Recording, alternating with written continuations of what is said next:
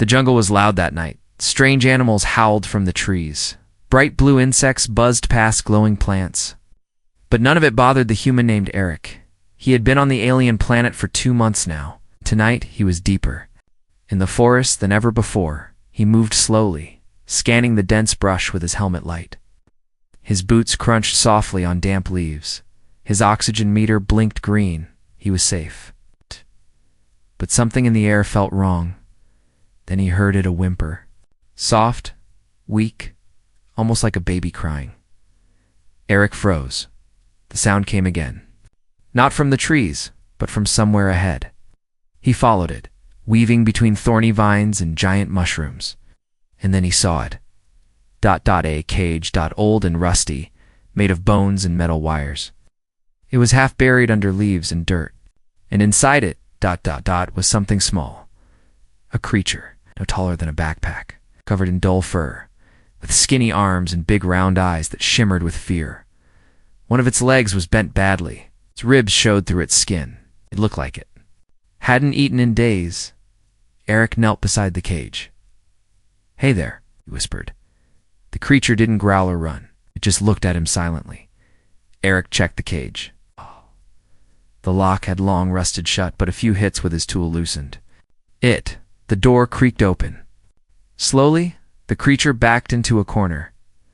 "It's okay," Eric said, pulling out a protein bar. He unwrapped it and placed it near the opening. At first the creature didn't move, but then it sniffed, crawled forward, snatched the bar. It bit down like it hadn't eaten in weeks. Eric could see its tiny claws trembling. That's when voices shouted behind him. "Back away, off-worlder. That thing is cursed." Eric turned. 4 tall aliens with gray skin and tribal armor stepped from the trees. One of them raised a spear. Eric stood between them and the creature. "It's injured. Why was it in a cage?" The leader laughed cruelly. "That thing is worthless. A runt. We left it there to die." Eric's jaw tightened. "It's still alive," barely, the alien said. "Take your human mercy elsewhere. It has no place in our world." But Eric didn't move. Instead, he picked up the small creature in his arms. Surprisingly light. It didn't even resist. "You left it, so now it's mine." The aliens looked stunned. One of them spat. "On the ground? Then you'll both die soon enough." Eric turned and walked away. Back at his camp, he cleaned the creature's wounds. He used soft cloth and medical spray. He wrapped its broken leg. He gave it water and food. The creature didn't speak, but it watched him with wide eyes. "I'll call you Crow," Eric said with a smile. "You're not worthless. You're just ... lost." Over the next few days, Crow slowly healed. It started standing on its good leg. Go. It followed Eric around the camp. It even mimicked some of his movements, stilting its head, scratching its ear when he scratched his beard. But something was strange about Tro. It didn't act like a normal animal. It was learning fast. Too fast. It understood commands even. Without being taught, it studied everything Eric did, like it was absorbing knowledge. Then one night, while Eric was eating dinner, he dropped a sharp piece of metal. Before he could bend down, Kuro picked it up and balanced it perfectly on one clawed finger. Like a blade, Eric raised an eyebrow. "Where'd you learn that?" Kuro didn't answer. But in the firelight, its eyes glowed faintly red. A few nights later, Eric heard a sound from the jungle. Something big, something dangerous. He grabbed his rifle and stepped outside the tent. Then he saw a enormous predator, all scales and teeth, growling at the edge of the camp. Before Eric could aim, Kuro ran past him and growled back loud. Deep, wrong. The predator paused, then backed away and vanished into the trees. Eric stood in shock. Kuro looked back at him. Calm. It had protected him. This wasn't just a pet. This was something more. Something becoming. Eric looked down at the tiny creature, now curled beside the fire like a cat butt, with claws like razors and eyes that could melt stone. Whatever Kuro was, it wasn't weak anymore, and deep inside, Eric had a feeling. One day, the tribe that abandoned this creature would return. And on that day, They'd regret leaving it in a cage. Asterisk, the sky cracked with thunder. Rain fell in sheets over the jungle as Eric stood under the canopy, soaked, staring at the creature he once called helpless Crow. It was no longer trembling, no longer afraid. Its broken leg had healed, and its movements were faster, now sharper. And those eyes, they didn't just watch anymore. They studied, measured. Eric dropped a stick onto the wet ground. Again, he ordered. Crow blinked. Pick it up, strike. With one smooth motion, Crow grabbed the stick and swung too slow. Eric caught the blow and pushed Crow back. Wrong. Start over. The rain didn't stop, and neither did they. For hours each day, Eric trained Crow, using the same survival techniques he had learned back on Earth. Combat stances, silent movement, target focus, pressure points. At first it was messy. Crow growled in frustration. It snapped. It fell. But it never gave up. Eric saw something frightening in that persistence. Crow wasn't just eager to learn, it was desperate to evolve. Each failure made it stronger. By the second week, Crow could strike 5 different targets in under 10 seconds. It moved without a sound, climbed like a ghost, balanced on one claw over sharpened rocks without a scratch. Eric knew it. Wasn't natural. No normal animal could do this. Not this fast. Something inside Crow was waking up. And it wasn't just intelligence. It was instinct. A predator's instinct.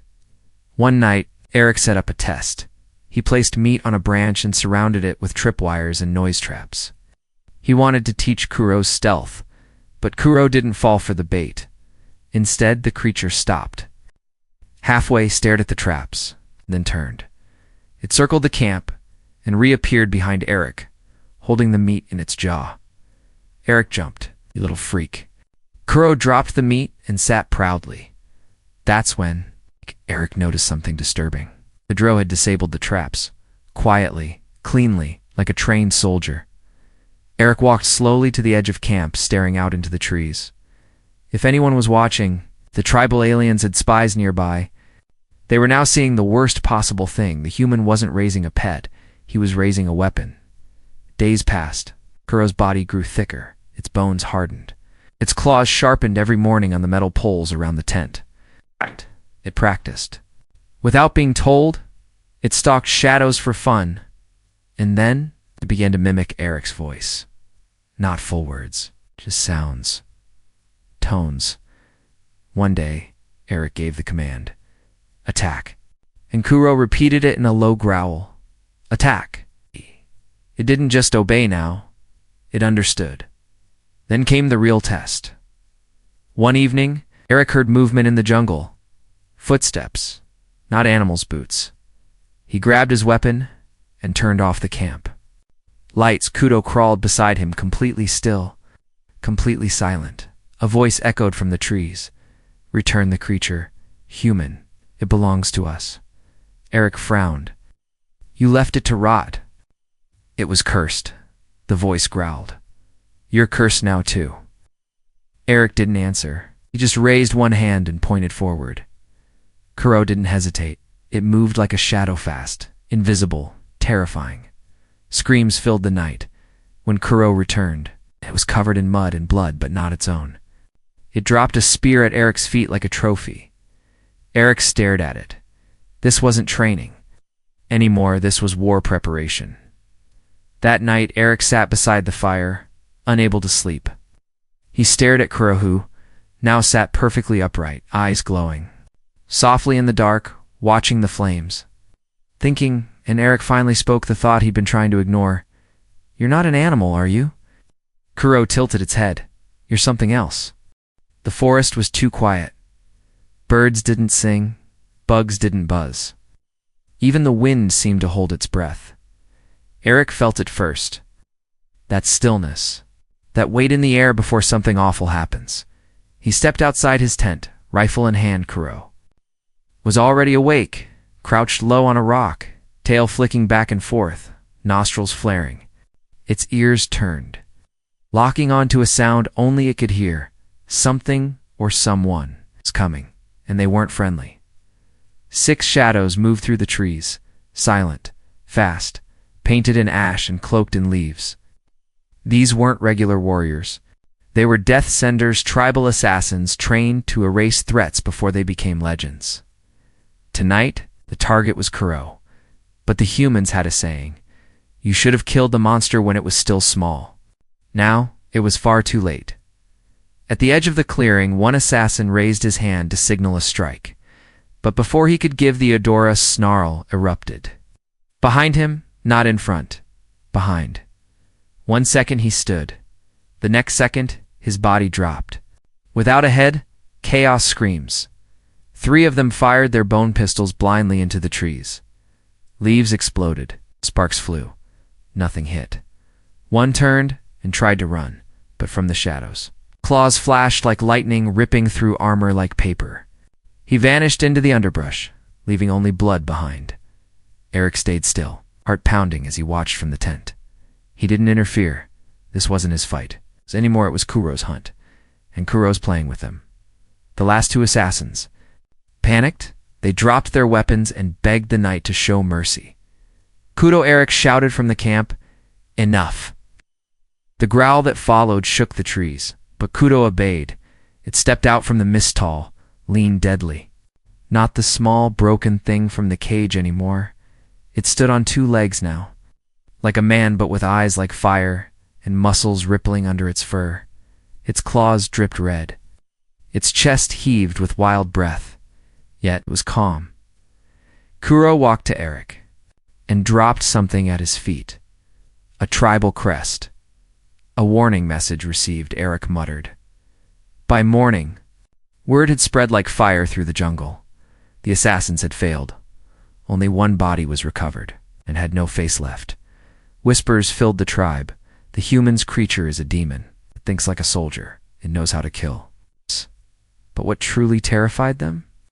It had shown mercy, and that made it far more dangerous than they ever imagined. High atop the tribal cliffs, Princess Valera paced furiously. The creature must die, she hissed to her war council, before our people kneel to it. One elder replied, "But your warriors failed, Highness." "I will not," she said coldly. The room fell silent. They all knew what that meant. Valara would go herself, the proud daughter of the chief. Unbeaten in ritual combat, strongest of her generation. If anyone could defeat Kuro, it was her. But she didn't just want to kill it. She wanted to prove that no human could create something stronger than their own gods. Back at camp, Eric stitched a tear in his gear as Kuro slept peacefully nearby. Eric looked over at the sleeping beast. "They're going to send her soon," he muttered. Kuro didn't stir, but its tail flicked once almost as if it heard everything far off in the distance. Beneath the twin moons of the jungle sky, Valara's voice echoed through the canyon. "Human, you defy our laws. You raise abominations. You will face beyond. Your pet will kneel before it's better." The ground shook before she even appeared. Princess Valara didn't sneak through the jungle. She announced herself. Every step she took sent birds fleeing from the trees. Every metal ring on her armor clanged like a war drum. She marched into Eric's clearing like a storm made of pride behind her. 6 elite guards stood in silence. Not one looked up. Not one breathed louder than a whisper. They knew this was her. "Fight?" Her words cut through the air like a blade. "Human, you dared to train a beast against my people." Eric didn't move. He stirred his campfire with a stick, calm as ever. "Your people left it to die." She narrowed her glowing eyes. "And it should have. Nature removes weakness."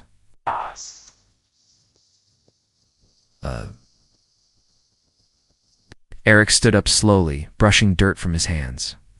"Funny, that strength. Ripped apart your warriors." The guards tensed. Valara raised a hand. "I'm not them." Behind Eric, Kuro stepped into the light. No words. No growl. Just presence.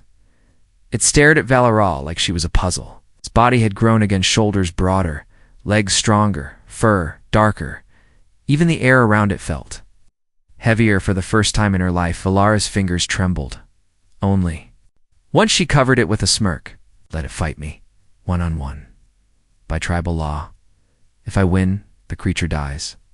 If I fall, accept the shame. Eric said nothing. He looked at Kuro, gave a nod.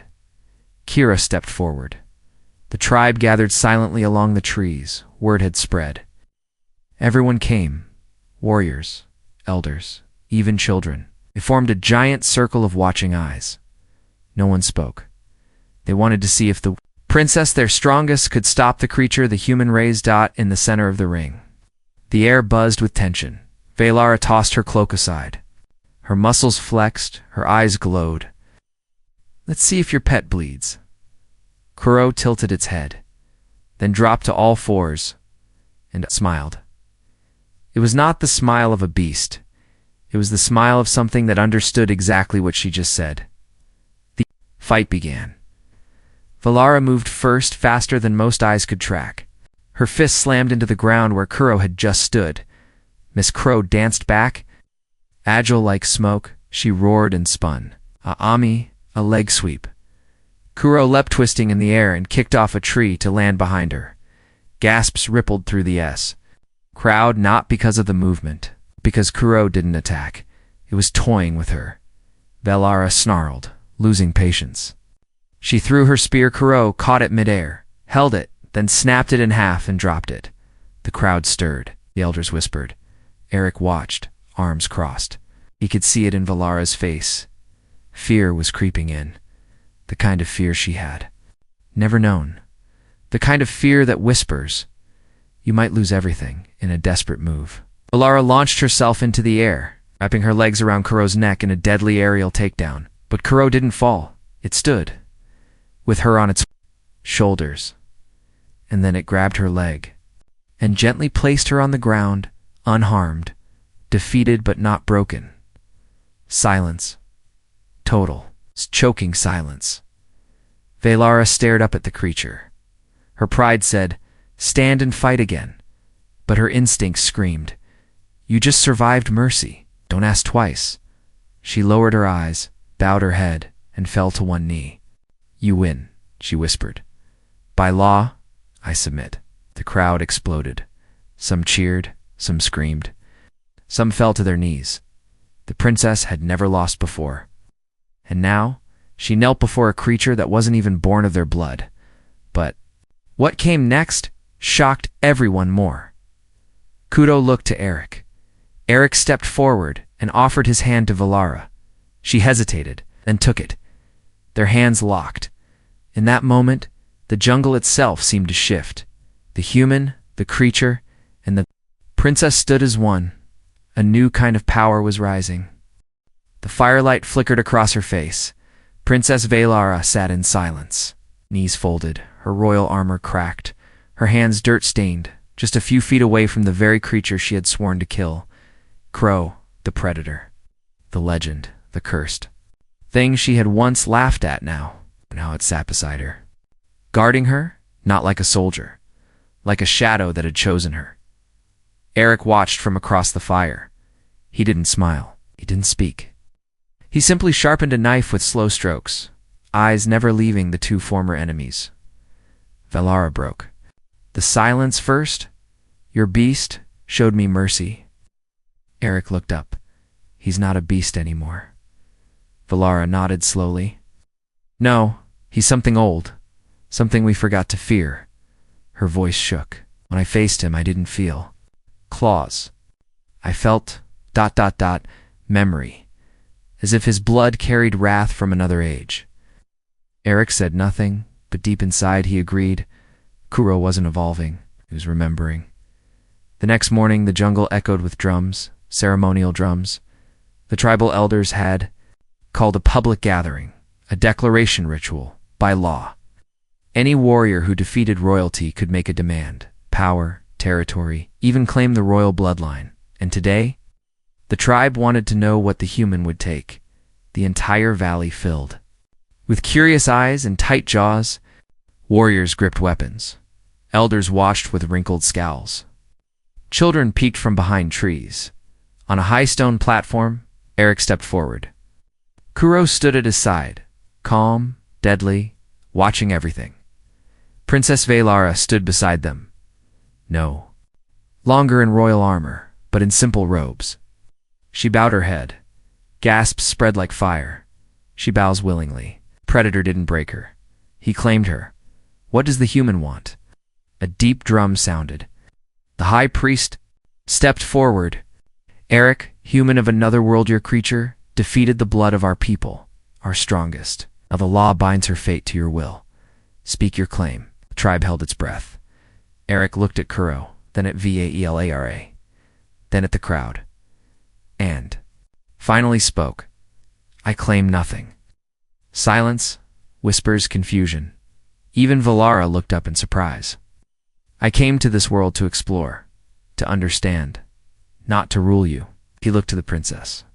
She is your daughter, your symbol. I didn't raise Kuro to destroy that. I raised him to protect life. He stepped back, but if any of you ever come for him again, he won't show mercy. The silence broke with sudden violent shouting. Warlord in bone armor stepped forward. You refuse your reward? You insult tradition? You are a coward hiding behind a demon beast? He threw down a blade. Then fight me yourself, human. Crow snarled. Eric didn't move, but Valara stepped forward, eyes blazing, voice like thunder. Enough. He defeated me. My strength, my pride, and I bowed. She turned to the warlord. Challenge him again, and you challenge me. Gasps erupted. The princess now defended the human. That night, the tribe split. Some began calling Eric the Silent Alpha. Others whispered of rebellion, of fear, of worship. Vaelara stayed at Eric's camp, no longer out of duty but choice. She sat beside the fire, watching Kuro sleep. You didn't take power, she whispered to Eric, but you earned something. Greta, he glanced at her. What's that? Let's look back into the fire. Loyalty. Asterisk, the forest no longer felt like a threat. The trees still whispered in alien tongues. The beasts still prowled at night. But within the quiet camp, a strange peace had taken root. Eric sat sharpening tools. Kuro napped, curled near the fire, its breathing slow and deep, like a war machine at rest. And Princess Valara was watching the sky. Her face looked different. Now, not because of wounds or bruises, but because of something missing.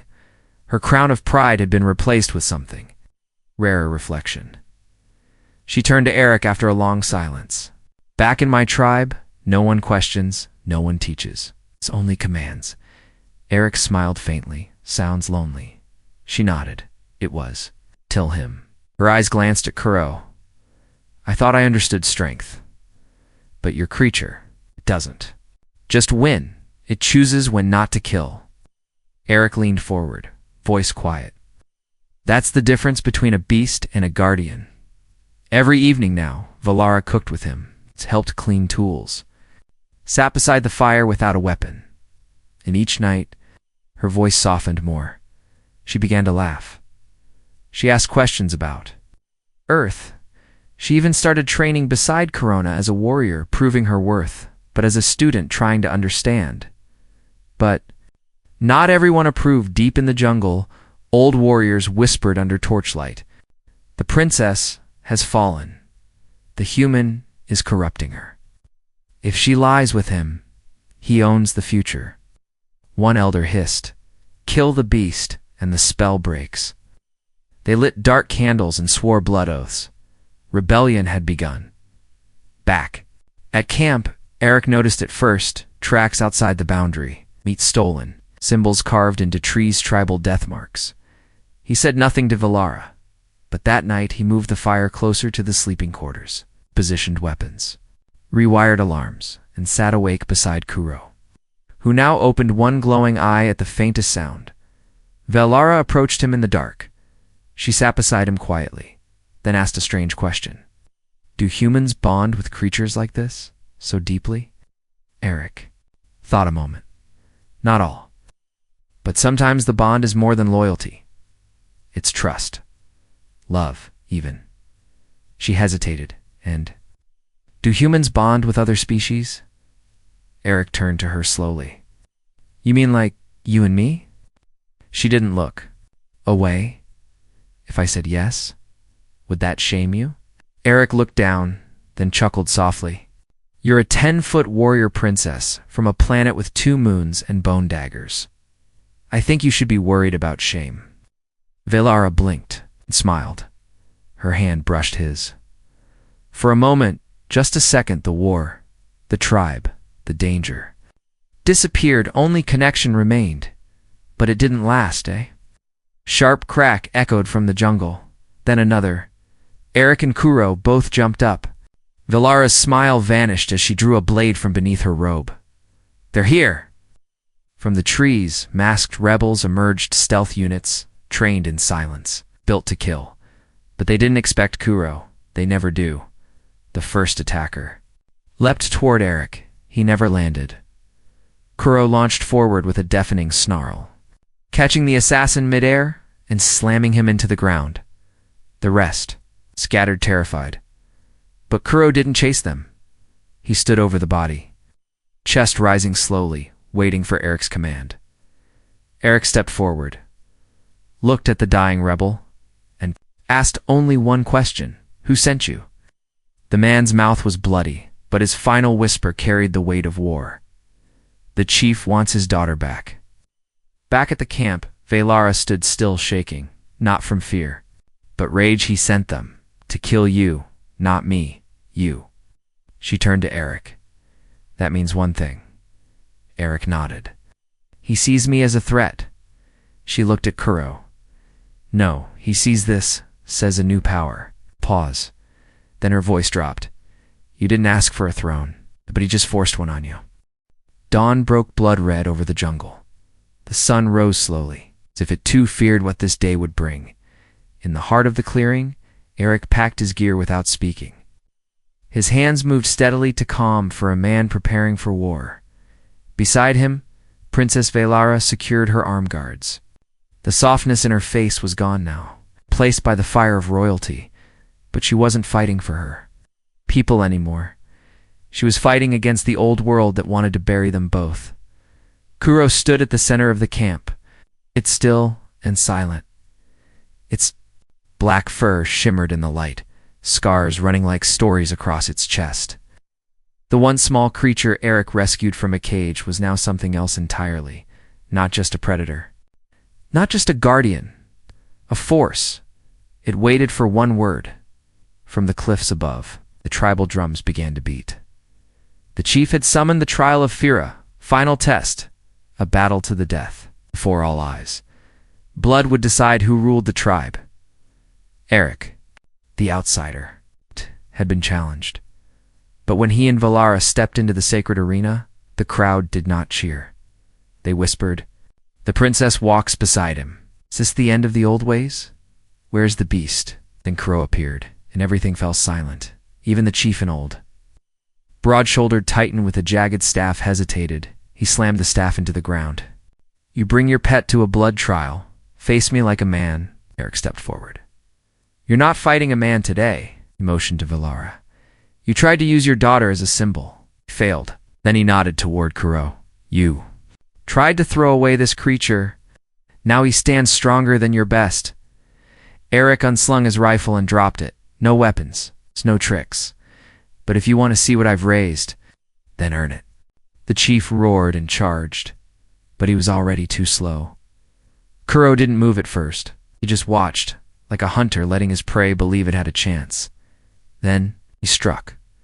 A blur of movement, a flash of claws, and the chief the legend of.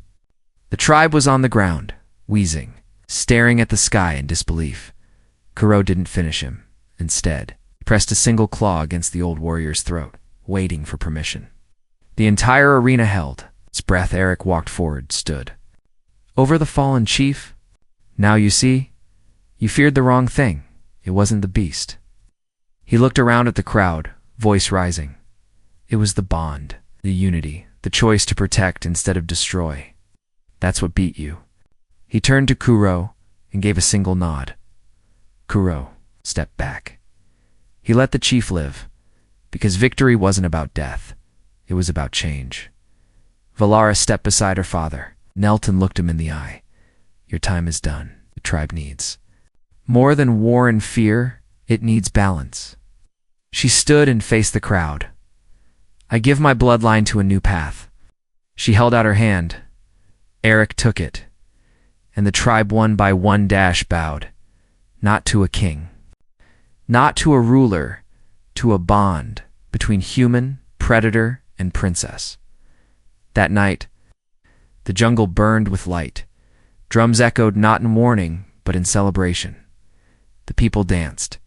Children ran without fear, and in the center of the gathering, under a sky full of stars, Eric, Valara, Kuro stood, side by side. One raised from the stars, one born from blood. One once forgotten in a cage, now united, now legends.